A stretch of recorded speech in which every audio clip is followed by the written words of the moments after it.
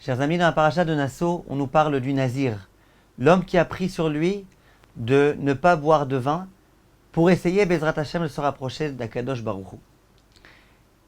Et à propos du Nazir, il est écrit dans la Gemara, dans Masechet Shabbat, Daf Gimel, Lech lech amrinan, Nezira, schor schor, le karma lotikrav. On dit au Nazir, écoute, écarte-toi, écarte-toi, ne t'approche surtout pas de la vigne. Vient le Rav Shach, et plusieurs fois chaque année, le Rav Shach, Gdol Ador, il arrivait à la yeshiva et il criait de toutes ses forces cette Gemara-là. Et il disait, qu'est-ce qu'on pense, mes chers amis? On pense que c'est un adage. Au Nazir, on lui dit, puisque tu n'as pas le droit de boire du vin, alors écarte-toi au maximum du raisin. Dit le Rav Shach, mais ce n'est pas un adage, c'est une halacha explicite. Et là vient le Rav Shach, il s'adresse à tous les élèves de Poniovitch, il s'adresse au monde de la Torah tout entier. Il dit, écoutez, il écrit dans le Rambam Ilchot Nezirut, Midivre sofrim she'asur le nazir la'amod bemoshav shote yain. Il y a une interdiction d'ordre rabbinique, midivre sofrim, c'est pas un adage, c'est une halacha, isur des rabbanan. Au nazir, de se trouver là où il y a des gens qui boivent. Un endroit où il y a des gens qui boivent du vin, t'as pas le droit de te trouver là-bas. Veitrachek mimenu arbe, il faut s'écarter énormément géographiquement de là-bas. She'arei mirshol lefanav, parce qu'il y a devant lui une embûche dans laquelle il risque malheureusement de trébucher. Amrou chachamim, saviv le kerem lo ikrav. Proche de la vigne, ne t'approche pas. Bien le Rav Shach dit, on a donc compris qu'on a une interdiction d'ordre rabbinique, ça plaisante pas. Une interdiction d'ordre rabbinique au Nazir de s'approcher de personnes qui sont en train de boire du vin. Dit le Rav Shach à tous les élèves qui sont en train de l'écouter, qui voient que le Rav est en train de s'émerveiller du fait qu'il ait trouvé ce Rambam, qui récite ce Rambam avec tellement de fougue, et ils s'attendent, qu'est-ce qu'il va nous dire de tellement intéressant le Rav? Dit le Rav, eh bien vous savez, le vin, c'est pas tellement tentant, c'est pas tellement séduisant. Tu te trouves à côté de gens qui boivent du vin, bon ça va, toi t'es Nazir, tu boiras pas, ça va, il n'y a rien de tellement grave. Et pourtant vient le Rambam et dit, c'est une interdiction d'ordre rabbinique. Dit le Rav Shach, de regarder des choses interdites, de regarder des femmes dénudées, pas suffisamment bien habillées, habillées de façon trop décolletée ou trop moulante.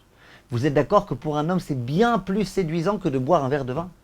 C'est beaucoup, beaucoup plus séduisant.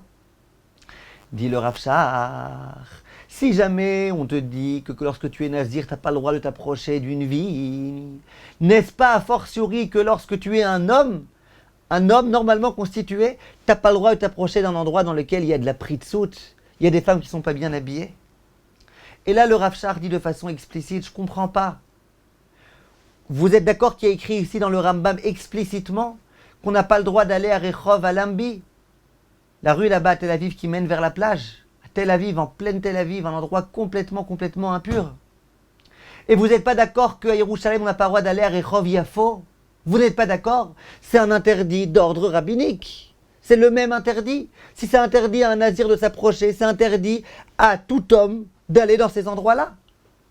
Dit le Rav Shach, et si vous me demandez pourquoi ce n'est pas écrit dans le Rambam, le Rambam il n'a pas besoin de tout écrire. S'il y avait écrit dans le Rambam que tu n'as pas le droit d'aller à Rehov, à Lanbi, tu n'aurais pas pu déduire de toi-même que à Rehov Yafo, tu n'as pas le droit d'aller, c'est exactement la même chose. Le même degré de pritsout à peu près. Tu n'aurais pas pu déduire de toi-même. La Torah, elle te dit quelque chose de simple. Et après, à toi de faire fonctionner ton intellect et de comprendre et d'arriver à des conclusions. Dit le Rav Shach, c'est interdit, c'est une interdiction midivre sofrim. Et le Rav Shach, de dire finalement, vous savez, moi je ne suis pas un posek halacha. C'était un géant Rav Shach, mais par humilité à chaque fois il disait, moi je ne tranche pas de halachot. Vous avez des questions de halachot, allez voir des rabbanim. Moi je suis Rosh Yeshiva. Il disait, je ne suis pas un posek halacha, je ne peux pas maintenant venir inventer un interdit. Il dit, mais là je ne suis pas en train de trancher une halacha. Je ne suis pas en train de dire un chidouche. Je suis en train de vous dire ce qui est écrit dans le Rambam. C'est écrit explicitement dans le Rambam. Et donc c'est quelque chose qui doit être très clair, c'est quelque chose qui doit être évident, c'est quelque chose que tout un chacun doit comprendre. Et je peux vous dire, mes chers amis, personnellement, ça a pu m'arriver d'aller dans ces endroits-là, Rehov Yafo, d'aller au Chouk Machane Yehuda, d'aller dans tout type d'endroits. Et je vous promets, en été, c'est impossible de se trouver là-bas. Et je suis arrivé de même à la conclusion que c'est interdit d'aller là-bas, en tous les cas en été. Et moi-même, je me suis engagé à ne plus aller dans ces endroits-là. Il y a des endroits dans lesquels un juif n'a pas le droit d'aller. Un juif religieux n'a pas le droit d'aller.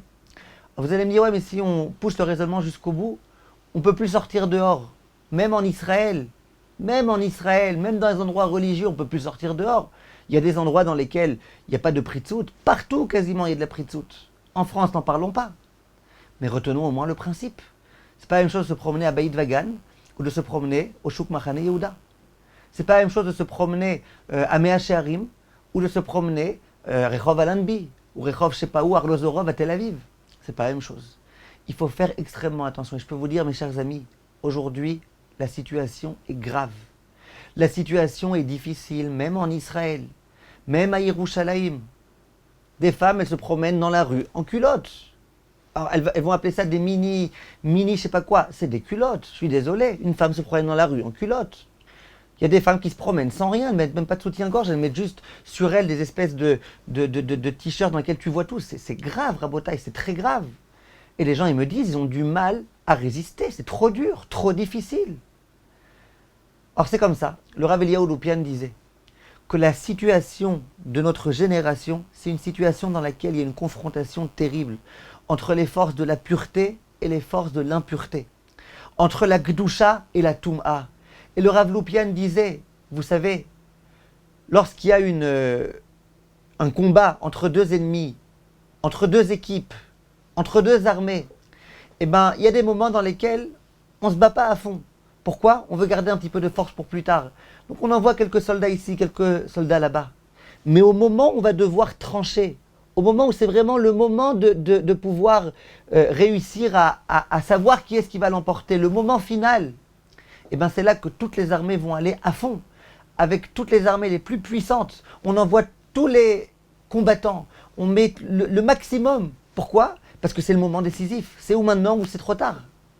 Dit le Rav Eliyahu Loupian, dans toutes les générations. Eh bien, le Yetzer Hara, il sentait. Le Satan, il sentait que ce n'était pas encore le moment. Mais là, il y a le moment de Ikveta de Meshicha, le moment où le Mashiach va venir. Qu'est-ce qu'on dit dans la tfila de Kippour ? Vechol Arisha, Be'afar, Be'ashan Tichle. Tout le mal qui se trouve, eh ben, il va complètement être anéanti. Au moment où le Mashiach va venir, toutes les forces du mal, elles vont être anéanties. Et ça, le Satan, il le sait. Et il sait que maintenant, on est en train de vivre cette génération de Ikveta de Meshicha. Donc, il met toutes ses forces. Et de la même façon que dans la sanctification, il y a 50 degrés de pureté, de la même façon dans l'impureté. Et là, le Yetzer Hara, il met toutes ses forces. Il envoie les femmes les plus mal habillées. Il envoie tout type de modes qui sont incompréhensibles, qui sont pas humaines. C'est des animaux qui s'habillent comme ça. Et on sent, avec Internet, et avec Facebook, et avec tout ça, il y a une lutte, il y a une guerre dans notre génération qu'il n'y a jamais eu. Le Rav Eliashiv disait, dans toutes les générations passées, il n'y a jamais eu une génération dans laquelle c'était tellement difficile que notre génération de faire attention à ses yeux, de faire attention à sa Gdusha. Eh bien, on est en train, mes chers amis, de vivre cette génération. On est en train de la vivre. Et il faut qu'on essaye d'être le plus fort possible. Même si parfois on tombe et on trébuche, qu'on se renforce et qu'on se renforce à nouveau. Quelquefois, Hachem, il envoie des situations dans lesquelles on tombe pour qu'ensuite on puisse se relever et qu'on lui montre à Kadosh Baruch Hu, on se relèvera. Velo taturu achare levavchem vachare enechem. Taturu, ça veut dire ne regardez pas à droite et à gauche, etc. Mais Chachamim disent, taturu, ça vient du terme léatir. Léatir, ça veut dire dénouer. Dénouer un nœud. Quand quelquefois tu t'es déjà abîmé les yeux, ben ne dis pas ça y est, c'est dénoué, maintenant je peux faire ce que je veux. Non, immédiatement, rattache-toi à la corde, rattache-toi à la Gdusha et fais en sorte, Bezrat Hashem, d'être à la hauteur. Fais en sorte, Bezrat Hashem, de te renforcer à nouveau. Et sachez que plus l'homme est tzaddik et plus l'homme est kadosh, plus le Yetzer Hara est fort. On pourrait en parler en long, en large et en travers.